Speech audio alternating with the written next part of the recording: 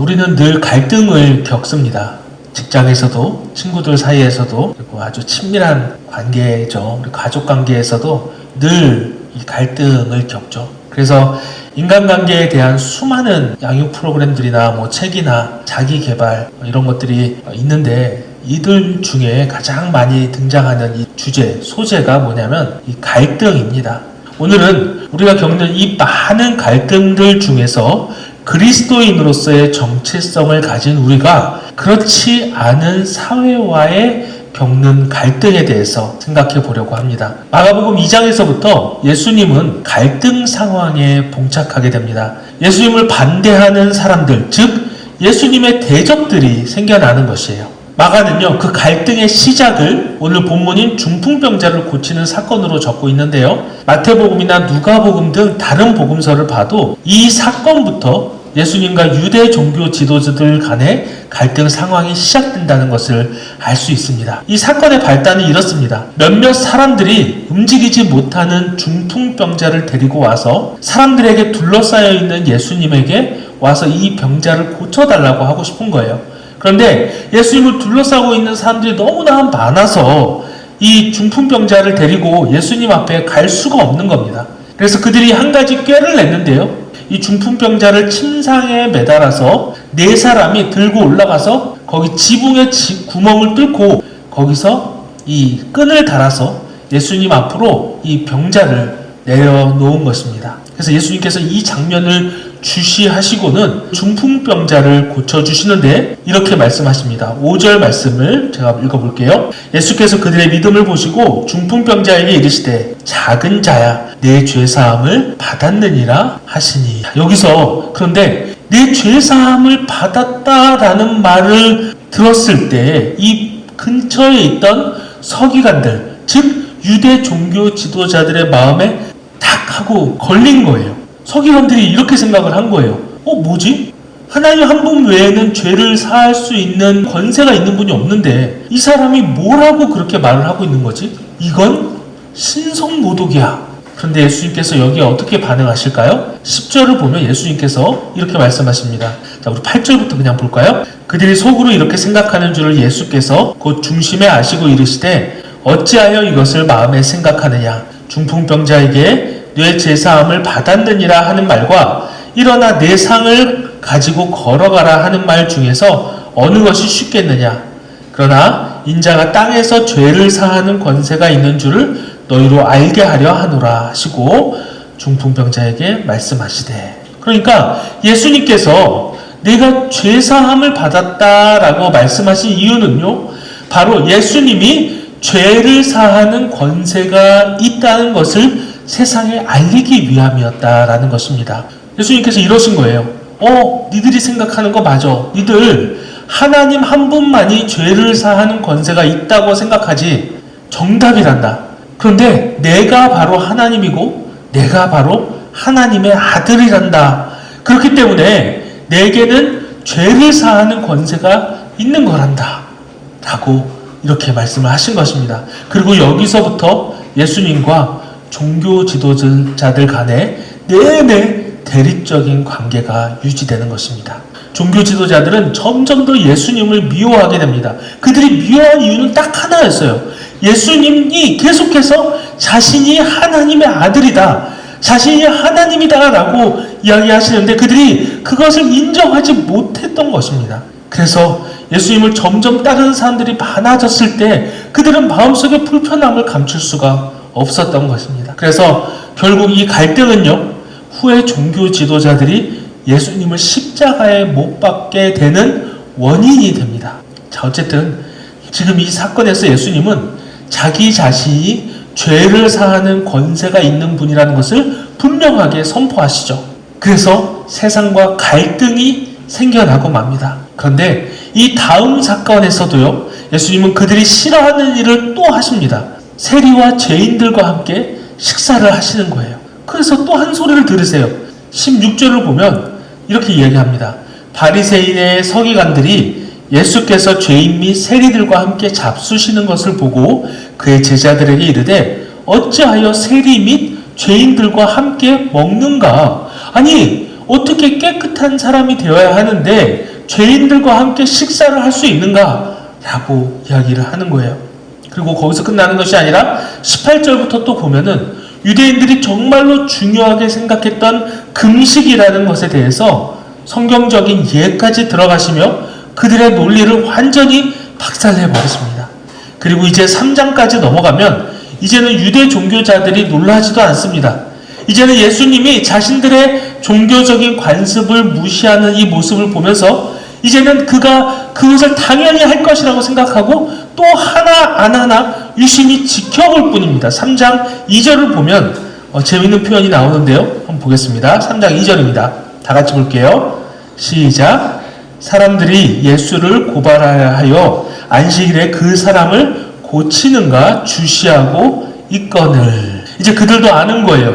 이 예수라는 사람이 우리가 그토록 중요하게 여기고 목숨처럼 여기고 있는 이 신념을, 이 관념을 깨부수고 있는 거구나. 이 사람만 없으면 괜찮을 텐데 이 사람 때문에 자꾸 갈등이 일어나고 불협화음이 일어나고 있는 것이구나 라고 그런 마음이 점점 커지는 것입니다. 여러분도 그런 생각이 들지 않습니까? 아니, 예수님, 이 사람들이 이렇게까지 싫어하는데 굳이 그런 사람들 마음에 불편함을 주시는 이유가 뭘까요? 요즘 T라고 하죠. 좀 공감 좀 해주셨으면 좋겠는데 왜 이렇게 그들의 마음을 공감 못하시고 예수님 자신의 중요하다고 생각하는 말씀만 하시고 그한 행동만 하십니까? 차라리 그들과 좀 안면도 트고 관계도 좀 쌓아나가고 통성명도 하고 이러면서 그렇게 그들과 더 친해지고 난 다음에 그들과 같이 서로 교류하면서 하나씩 하나님의 말씀을 전해주셔도 될 텐데 그들의 생각을 고쳐주셔도 될 텐데 왜 그렇게 하지 않으셨을까요? 예수님이 성격이 좀 이상하신 분이었을까요? 좀 인간관계를 맺는데 어려움을 겪는 분이셨을까요? 갈등 상황을 좀 나이스하게 해결할 수 없는 분이셨던 거냐는 겁니다. 왜 예수님은 그들이 그렇게까지 힘들어하는 걸 알면서도 그렇게까지 그들이 하지 말았으면 하는 것들을 하셨던 걸까요? 1장까지만 해도 정말 좋았거든요. 회당에서 가르치실 때만 해도 많은 사람들에게 이적을 보여주실 때만 해도 그리고 치유해 주실 때만 해도 뭔가 잘 풀리는 것 같았습니다. 계속 이렇게만 한다면 많은 사람들이 계속해서 점점 더 모일 거고 그렇게 큰 세력을 만드신 후에 그의 무리를 만드신 후에 유대 지도자들이 이제는 더 이상 뭐라고 할 수 없을 때쯤 해서 그때 예수님께서 이 진리를 보란듯이 전파하시면 그게 훨씬 더 좋을 것 같은데 예수님께서 왜 그렇게 하지 않으셨다는 것입니다. 왜 예수님은 사역을 시작하자마자 굳이 이 갈등을 만드시고 이 갈등의 중심에 서셨냐는 것입니다. 예수님께서 이렇게 하신 이유는요. 바로 예수님은 복음에 있어서만큼은 성경의 진리에 있어서만큼은 절대로 단 한 발자국도 양보하지 않으신 분이시기 때문이었습니다. 예수님은요, 얼마나 긍휼이 많으신 분이신지 간음한 여인을 용서해 주신 분이십니다. 죄인들과 식사도 하신 분이세요. 정말로 긍휼이 많으시고 사랑도 많으신 분이십니다.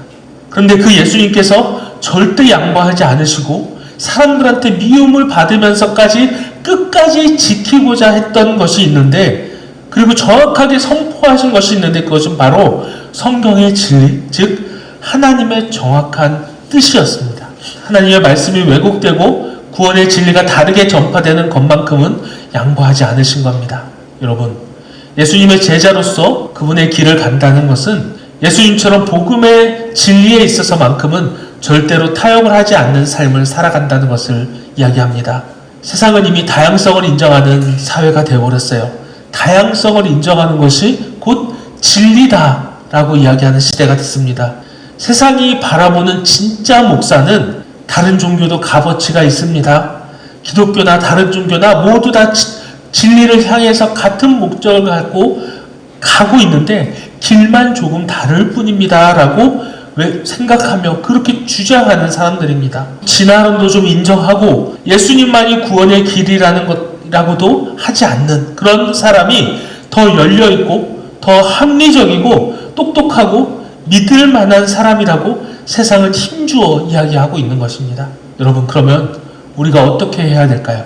우리가 이러한 세상과의 갈등을 피하기 위해서 그들에게 좀 더 유한 제스처를 취하기 위해서 우리의 진리를 우리가 마음속에 그냥 깊이 간직하고만 있어야 하는 걸까요? 당장 내가 기독교인으로서 꽉 막혀있는 사람처럼 보이면 추후에 내가 전도할 때 도움이 되지도 않고 기독교에 대한 평판도 나빠질 것 같으니까 그냥 세상 사람들이 우리 기독교를 비판하건 말건 진리가 아닌 것들을 논하건 말건 그냥 가만히 있어서 그들에게 우리는 그런 사람이 아닙니다라고, 우리는 우리 것만 주장하는 사람이 아닙니다라는 그러한 모습을 그들에게 보이는 것이 옳은 거냐는 것입니다. 그런데 여러분, 오늘 말씀을 통해서 우리가 알 수 있는 것은 이것이 정말로 틀렸다는 것입니다. 우리는요, 이 갈등을 전혀 무서워해서도 안 되고 여기에 흔들려서도 안 됩니다. 우리는 날마다 담대히 선포해야 합니다. 이렇게 이야기해야 돼요. 여러분, 우리가 구원받는 유일한 길은 성경에 써 있습니다. 오직 성경만이 진리입니다. 오직 예수님만이 길이고 진리고 생명이십니다. 그분이 나를 위해 죽으심과 또 부활하심을 믿는 것을 통해서 우리가 영생을 얻을 수 있고 하나님의 자녀로서의 삶을 살아갈 수가 있습니다. 이렇게 이야기해야 합니다. 우리는 갈등을 두려워하지 말아야 합니다. 우리가 살아가면서 가장 중요한 것은 갈등을 피하고 세상과의 균열이 생기는 것을 피하는 것이 아니라 그거보다 더 중요한 것은 우리가 가지고 있는 복음의 순수성입니다. 이것을 변질시키려는 세상의 시도에 우리가 넘어가서는 안 됩니다. 여기저기 시비를 거는 싸움꾼이 되라는 것이 아니라 내가 믿는 이 성경의 진리에서 세상과 타협을 하거나 소극적인 침묵으로 일관하지 말아야 한다는 것입니다. 당당하게 선포하시기 바랍니다. 나는 하나님이 세상을 창조하시고 우리를 창조하셨다는 것을 믿습니다. 라고 고백하시기 바랍니다. 이 세상의 주인은 오직 하나님 한 분뿐입니다. 라고 고백하시기 바랍니다. 예수님은 하나님의 아들이고 그분은 우리를 위해서, 우리를 죄에서 구원하신 그리스도이십니다. 그분을 믿음으로 인해서 나는 영생을 얻었고 이제 그분의 제자가 된 삶을 살아가야 합니다. 세상에 믿지 않는 사람들에게 담대히 복음을 전하고 그들로 제자를 삼는 것이 내가 가진 내 인생에서 가장 중요한 사명임을 믿습니다. 라는 이 복음의 진리들을 우리가 담대하게 선포할 수 있어야 할 것입니다. 더 이상 부끄러워하지 마시기 바랍니다. 갈등이라는 이름에 주눅들지 마시기 바랍니다.